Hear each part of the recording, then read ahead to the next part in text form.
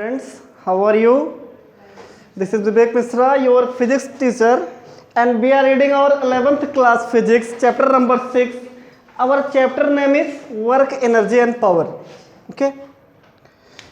तो आज हम एक नया चैप्टर शुरू करने जा रहे हैं आफ्टर हाफ ईयरली एग्जामिनेशन, और इस चैप्टर में हमारा जो फर्स्ट टॉपिक है वो खुद चैप्टर से रिलेटेड पहला टॉपिक क्या है? वर्क. ठीक है, मतलब इस चैप्टर की शुरुआत ही वर्क से हो रही है. वर्क का मतलब काम, और कुछ ऐसे काम नहीं जो हम नॉर्मली अपने दैनिक जीवन में करते आ रहे हैं, बल्कि कुछ स्पेशल काम. जैसे फिजिक्स की लैंग्वेज में वर्क का मतलब एक तरीके से होता है कि किसी भी ऑब्जेक्ट पे अगर हम फोर्स लगाएं और ये ऑब्जेक्ट हल्का फुल्का अपनी एक्चुअल पोजीशन से डिस्प्लेस कर जाए. ठीक है, लाइक पहले इसकी यूनिट पोजीशन यहाँ पे था, इनिशियल पोजीशन यहाँ पे थी इसकी, हमने इसमें हल्का सा फोर्स पुट किया और ये कुछ एक डायरेक्शन में क्या हो गया? डिस्प्लेस हो गया, चला गया, मान लो यहाँ से यहाँ तक आ गया. ठीक है, कहने का मतलब इस बॉडी ने कुछ ना कुछ क्या किया? डिस्प्लेसमेंट हुई इसमें, तो कुछ ना कुछ काम हुआ. अब इस पे होने वाला जो टोटल काम है वो इस पे लगने वाले फोर्स और इसके द्वारा हुई डिस्प्लेसमेंट के प्रोडक्ट के बराबर है. ठीक है, कुछ इस तरीके से हमको फिजिक्स में वर्क पढ़ना है. क्लियर? तो अगर फिजिक्स की लैंग्वेज में वर्क की एक सिंपल सी डिफिनेशन देखें तो लग क्या रहा था? फोर्स, और हो क्या रही थी? डिस्प्लेसमेंट. ठीक है, लग क्या रहा था? फोर्स, और हो रही थी डिस्प्लेसमेंट. तो work is a product of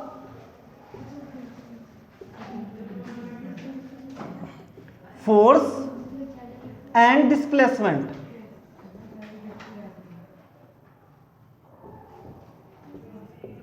work is the product of force and displacement.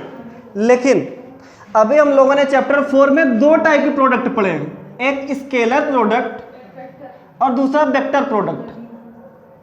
अब यहां पे इन दोनों में वर्क कौन सा वाला प्रोडक्ट है? तो एक तरीके से अगर हम देखें तो वेक्टर और स्केलर में मेन अंतर क्या है कि वेक्टर ऐसी क्वांटिटी जिसके पास मैग्नीट्यूड और डायरेक्शन के साथ साथ वो वेक्टर लॉ को फॉलो भी करते हैं. ठीक है, और स्केलर के पास ओनली मैग्नीट्यूड होता है, डायरेक्शन नहीं होती. ठीक है, अब यहाँ पे हम कैसे दिखाएंगे कि वर्क वेक्टर है कि स्केलर है?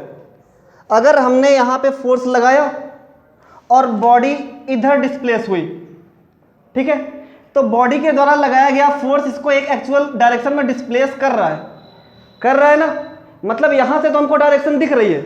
लेकिन अगर हम दूसरे एंगल से देखें तो हमने एक ही बॉडी पे कुछ स्पेशल टाइप के लगने वाले फोर्सेस के बारे में कैलकुलेट किया है. लाइक अगर बॉडी कोई रेस्ट पोजीशन पे रखी हुई है, उस पर अपने आप नीचे की तरफ एक फोर्स वर्क करता रहता है, ग्रेविटेशनल फोर्स, और उसके अपोजिट में रिपल्सन फोर्स. और अगर हम इस पर कोई फोर्स इनपुट करके इस ऑब्जेक्ट को पुल करना चाहें, इधर फोर्स लगाएं, हम अपना मस्कुलर फोर्स लगाएं, ठीक है, तो इसके अपोजिट में इसी बॉडी पे कौन सा फोर्स शुरू हो जाता है? Frictional force. मतलब एक ही बॉडी पे चार टाइप के फोर्स लगते रहते हैं हमेशा. जब हमने अपना फोर्स लगाया तो इसके अपोजिट में फ्रिक्शनल फोर्स शुरू हो गया लगना, है ना. अब चार टाइप के फोर्स लग रहे हैं, तो हमारे द्वारा लगाया गया फोर्स अगर इसकी डायरेक्शन को चेंज करके इधर ला सकता है तो इसकी डायरेक्शन इधर जाएगी. अगर हम इतना फोर्स नहीं लगा पाए और बॉडी मूव नहीं कर पाई, इट मीन्स कि पीछे की तरफ रहेगी, मतलब डायरेक्शन चेंज नहीं कर पाए. दूसरी तरीके से ये फोर्स जब लगा रहा था तो नीचे की तरफ खींच रहा था, ये लगा रहा था तो ऊपर की तरफ खींच रहा था, मतलब इसकी डायरेक्शन यहाँ भी हम देख रहे हैं तो एकदम परफेक्ट फिक्स नहीं है. पहला तरीका. दूसरा तरीका, हमने वेक्टर और स्केलर में पढ़ा है कि डॉट प्रोडक्ट जो होते हैं A dot B equal to A B cos theta होता है नहीं होता है? पढ़ा है ना. और यहाँ पे अगर हम दिखाएं तो अगर ये एक बॉडी है और इस पर अगर कोई फोर्स लग रहा हो, एक फोर्स लगे और उसके बाद ये फोर्स इसको पुल कर रहा हो, ये ऑब्जेक्ट इधर कुछ डिस्प्लेसमेंट कवर करे, ठीक है, तो बॉडी के द्वारा लगने का फोर्स ये, और ये डिस्प्लेसमेंट इधर कवर हुई, यस या डी कुछ भी. ठीक है, अब ये डिस्प्लेसमेंट और इसके साथ कुछ ना कुछ एंगल क्रिएट कर रहा है कि नहीं कर रहा है? Theta angle. ठीक है, अब अगर रिजल्टेंट फोर्स इधर जा रहा है, डायरेक्शन पूरा वर्क इधर हो रहा है, इट मीन्स कि यहाँ से अगर हम एंगल देखेंगे तो इसके हमको दो कंपोनेंट्स बनाने पड़ेंगे एफ के, है ना. अगर रिजल्टेंट फोर्स ये है तो इसके दो कंपोनेंट्स, एक ऊपर की तरफ एक नीचे इधर, ऐसे बनते हैं ना. एंगल से जो लगा हुआ वो होता है मैग्नीट्यूड, वो कहलाता है. मान लो अगर ये एफ है तो रिजल्टेंट के साथ एफ कॉस थीटा कहलाता है, बेस के साथ वाला ये बेस माना जाएगा, और ये वाला क्या? Sine theta. ठीक है, ऐसा होता है। क्यों? क्योंकि जितना ये होता है उतना ये भी होता है ना। ये दोनों इक्वल सामने सामने के, ये परपेंडिकुलर है हमारा, ये बेस है हमारा, और ये हमारा हाइपोटेनियस है। जब हम इसको निकालेंगे तो हाइपोटेनियस हमारा एफ के साथ cos थीटा, और जब परपेंडिकुलर वाला निकालेंगे तो एफ के साथ साइन थीटा। ऐसा निकलता है ना। तो जितना ये होगा उतना ये होगा। इसलिए यहाँ पे जब रिजोल्यूशन ऑफ वेक्टर में हमने पढ़ाया था कि बेस के साथ वाला cos थीटा और ऊपर वाला साइन थीटा। अब यहाँ पे हमने देखा कि वर्क किधर हो रहा है, cos थीटा के साइड में है ना। फोर्स तो ऐसा लग रहा था रिजल्टेंट फोर्स यहाँ पे, लेकिन वर्क किधर हो रहा था, डिस्प्लेसमेंट की डायरेक्शन में। मतलब यहाँ पे कहीं ना कहीं अगर इसके दो रिजोल्यूशन हम बनाएं, इस वेक्टर के दो रिजोल्यूशन बना दें, तो एक एफ cos थीटा और ये एफ साइन थीटा। वर्क किधर हो रहा है, cos थीटा की डायरेक्शन में हो रहा है ना।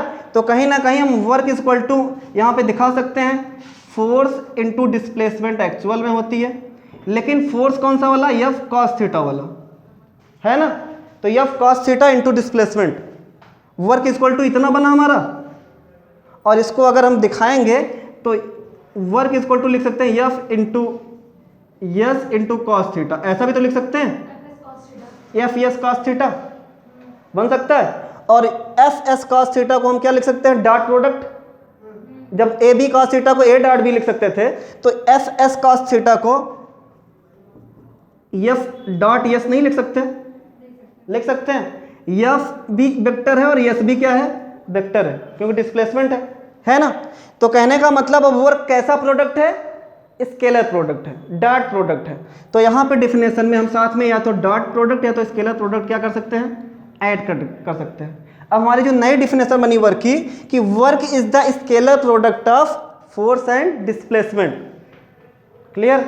जहां पे फोर्स भी अपने आप वेक्टर में है, डिस्प्लेसमेंट भी वेक्टर में है, लेकिन वर्क किस में है, स्केलर में। क्यों स्केलर में हो, मैंने बता दिया दो तरीके से, एक यहां और एक यहां।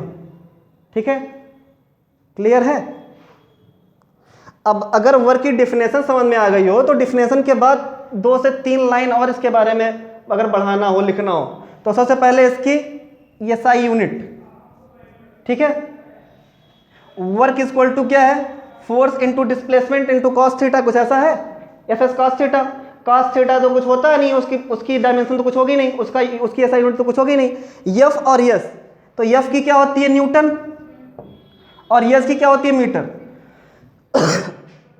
तो work equal to newton into metre भी लिख सकते हैं कि नहीं लिख सकते हैं। मतलब इसकी एसआई यूनिट क्या है, न्यूटन मीटर, और न्यूटन मीटर को ही हम क्या बोलते हैं, जूल। ठीक है, कहने का मतलब इसकी एसआई यूनिट क्या है, जूल। क्लियर? और इसको अगर सीजीएस सिस्टम में हमको कन्वर्ट करना हो तो इसकी जूल की सीजीएस सिस्टम में यूनिट होती है अर्ग। क्या होती है, अर्ग। ठीक, अब अगर पूछा जाए कि 1 न्यूटन मीटर बराबर कितने जूल, तो 1 न्यूटन बराबर मीटर बराबर 1 जूल। ठीक, लेकिन अगर पूछा जाए 1 जूल में कितने अर्ग, ठीक है, अगर ऐसा पूछ लिया जाए कि 1 जूल में कितने अर्ग, तो इसके लिए हमको कन्वर्ट करना आना चाहिए कि जूल तो एक्चुअल में न्यूटन मीटर में होती है, और न्यूटन क्या होता है, किलोग्राम मीटर पर सेकंड स्क्वायर। न्यूटन कुछ इतना होता है, F equal to M into A होता है ना, एफ बराबर एम इंटू ए। अगर इसकी दोनों फंडामेंटल यूनिट देखेंगे, देखो पहले sir, F equal to M into A होता है, एम की क्या होती है, केजी, और एक्सेलरेशन की मीटर पर सेकंड स्क्वायर। तो कहने का मतलब इसी को हम न्यूटन मीटर को लिख सकते हैं KG metre square per second square. लिख सकते हैं कि नहीं लिख सकते, पहले से मीटर है, यहाँ पे न्यूटन की तो केजी मीटर पर सेकंड स्क्वायर होती थी, लेकिन न्यूटन के साथ इसमें क्या है, मीटर भी मल्टीप्लाई में है, तो ये मीटर इसके साथ ही मल्टीप्लाई में जाएगा और पूरा जूल को क्या बना देगा, kg metre square per second square बनाएगा। अब 1 kg metre square per second square is equal to erg वाला सीजीएस सिस्टम है। सीजीएस मतलब सेंटीमीटर ग्राम सेकंड। ठीक है, कहने का मतलब ये किलोग्राम किसमें कन्वर्ट होगा, ग्राम में। ठीक है, 1 किलोग्राम में कितने ग्राम होते हैं, 10 टू पावर 3 ग्राम होते हैं। 1 मीटर में कितने सेंटीमीटर होते हैं, तो 100, मतलब 10 टू पावर 2, और मीटर का स्क्वायर है तो सेंटीमीटर का स्क्वायर बनेगा, ये ग्राम और ये सेंटीमीटर, स्क्वायर बनेगा कि नहीं बनेगा। और साथ में CGS में सेकंड एज इट इज बना रहता है, तो सेकंड को चेंज करने की जरूरत नहीं है।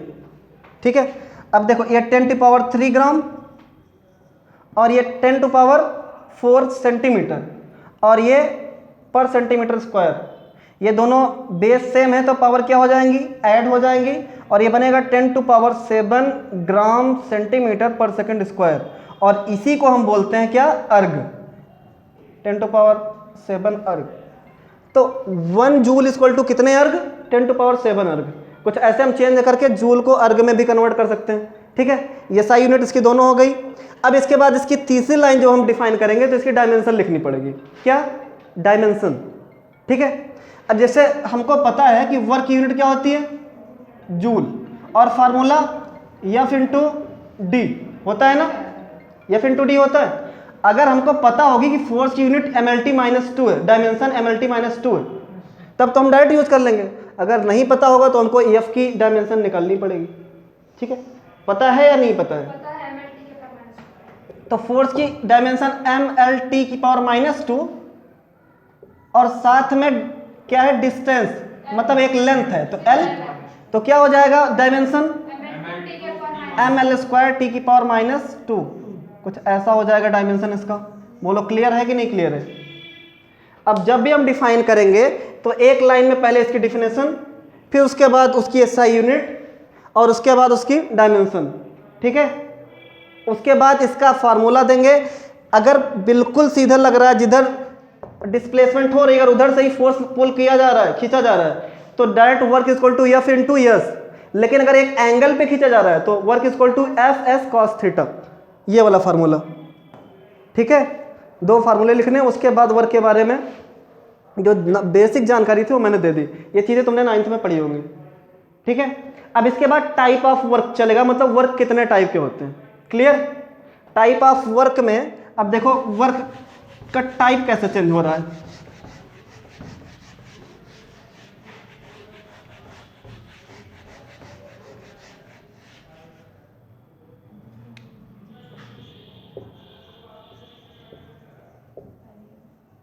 टाइप ऑफ वर्क में, वर्क कॉमनली तुम लोगों की बुक में 3 टाइप का दिया हुआ है। पहला पॉजिटिव वर्क, दूसरा निगेटिव वर्क, और तीसरा जीरो वर्क। ठीक है, पॉजिटिव वर्क क्या है कि जैसे अगर किसी बॉडी पे फोर्स लगे, ठीक है, और वो कुछ डिस्प्लेस कर जाए, मान लो कि एक्चुअल पोजीशन, मीन पोजीशन, उसकी शुरुआती इनिशियल पोजीशन यहाँ थी, पॉइंट ए, कोई ऑब्जेक्ट ए यहाँ पे था, और इस पर हमने फोर्स लगाया, कुछ इधर इसको पुल किया, और ये ऑब्जेक्ट को डिस्प्लेस कवर करके यहाँ पे पहुँच गया, ये यहाँ पहुँच गया। इसने कुछ डिस्प्लेसमेंट कवर की, फोर्स की डायरेक्शन भी वही थी, डिस्प्लेसमेंट की डायरेक्शन भी वही थी, सेम थी। ठीक है, तो अगर फोर्स और डिस्प्लेसमेंट की डायरेक्शन सेम हो तो जो वर्क होता है वो पॉजिटिव वर्क होता है। ठीक है, लेकिन अगर फोर्स और डिस्प्लेसमेंट की डायरेक्शन अपोजिट हो जाए, जैसे हम फोर्स इधर लगाएं और डिस्प्लेसमेंट पीछे की तरफ हो, ऐसा भी तो हो सकता है कि हम वर्क अपनी साइड में लगा रहे हैं, पुल कर रहे हैं बॉडी को, और डिस्प्लेसमेंट उसकी किधर हो रही है, आगे की साइड में, हम खींच पीछे रहे हैं और जा आगे रही है। तुम लोगों के साथ अक्सर हुआ होगा, साइकिल वगैरह जब खींचो कभी, तो ट्रक वगैरह बड़ी चीज़, ट्रेन खींच लियो। ठीक है, कहने का मतलब ऐसी जहाँ जहाँ हमारे फोर्स से ज़्यादा वो सामने वाले का फोर्स है, हम उसको जब अपनी तरफ खींचते हैं तो फोर्स अपनी तरफ लगाते हैं, पुल करते हैं, लेकिन डिस्प्लेसमेंट किधर होती है, सामने की तरफ, उधर, है ना। तो कभी कभी ऐसा भी होता है ऑब्जेक्ट पे कि हम फोर्स तो इधर लगाएं, फोर्स तो हम इधर लगाएं, लेकिन डिस्प्लेसमेंट पीछे की तरफ हो जाए, इधर। ठीक है, तो इसे कहते हैं निगेटिव वर्क। ठीक है, और अगर हम फोर्स लगाएं और बॉडी डिस्प्लेस ना हो, या फोर्स ही ना लगाएं, फोर्स और डिस्प्लेसमेंट में कोई एक चीज़ हमारा जीरो हो जाए, या फोर्स जीरो हो जाए या डिस्प्लेसमेंट जीरो हो जाए, तो इस वर्क को क्या कहते हैं, जीरो वर्क। ठीक है, अब इन दोनों में एकदम क्लियर सा अंतर देख लो। ये तो बेसिक जानकारी हो गई कि हम फोर्स जिस डायरेक्शन में लगा रहे हैं, अगर मोशन उसी डायरेक्शन में हो रहा है या डिस्प्लेसमेंट उसी डायरेक्शन में हो रही है तो पॉजिटिव वर्क। हम फोर्स किसी डायरेक्शन में लगा रहे हैं और डिस्प्लेसमेंट किसी और डायरेक्शन में हो रही है तो नेगेटिव वर्क। लेकिन बेसिक सा अंतर इन लोगों में क्या है, एंगल के अकॉर्डिंग। हम लोगों ने टेक्नोमेट्री पढ़ी है ना हम लोगों ने। 90 डिग्री में तो पॉजिटिव निकाल सकते हैं। बिल्कुल, देख लो पहले एक चीज, हम लोगों ने एंगल पढ़ा है कि नहीं पढ़ा है टेक्नोमेट्री?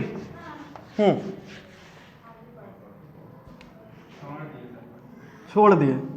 देखो, एक ऑब्जेक्ट है जो कि एक सरफेस पे रखा हुआ है, ऑब्जेक्ट ए, ठीक है। हम इस पे अगर फोर्स लगाएं कुछ इस डायरेक्शन में, ठीक, और डिस्प्लेसमेंट भी सेम डायरेक्शन में हो, इसी डायरेक्शन में, तो फोर्स और डिस्प्लेसमेंट के बीच में बनने वाला एंगल कितना होगा? 0। जहां पे फोर्स है सेम उसी डायरेक्शन में वर्क भी हो रहा है, डिस्प्लेसमेंट भी हो रहा है। हमने इधर खींचा और ऑब्जेक्ट खींचता हुआ इधर आ गया, यही ऑब्जेक्ट खींचता हुआ इधर आ गया, तो डिस्प्लेसमेंट भी इसी डायरेक्शन में है और फोर्स भी इसी डायरेक्शन में, दोनों सेम डायरेक्शन में है। तो फोर्स और डिस्प्लेसमेंट के बीच में बनने वाला एंगल कितना? 0। 0 है ना। अगर दोनों सेम लाइन पे हों तो इनके बीच में एंगल कितना बनेगा? 0। क्लियर? फोर्स अगर हल्का सा ये लग रहा हो, ठीक है, डायरेक्शन तो यही है, फोर्स यहाँ लगे और डिस्प्लेसमेंट यहाँ हो एक एंगल से, मान लो थीटा एंगल बना के, ठीक है, तब भी अभी तक ये पॉजिटिव वर्क ही होगा। कहाँ तक? जहाँ तक थीटा की वैल्यू पॉजिटिव में चलती है, 90 तक, है ना। 90 पे cos थीटा की वैल्यू कितनी हो जाती है? cos 90 की वैल्यू 0। हमने पढ़ा work is equal to F S cos theta, ठीक है। ये cos 0 नहीं, cos थीटा है। अब यहां पे देखो, अगर cos 0 होगा, दोनों सेम डायरेक्शन में लग रहे हैं, cos 0 होगा, मतलब एंगल अगर 0 हो गया, ये वैल्यू 0, ठीक है, तो पूरे cos 0 की वैल्यू होती है 1।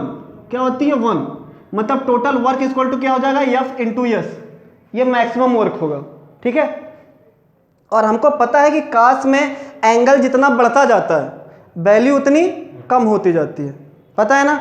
cos 0 की वैल्यू 1 होती है, फिर cos 30 की वैल्यू √3/2।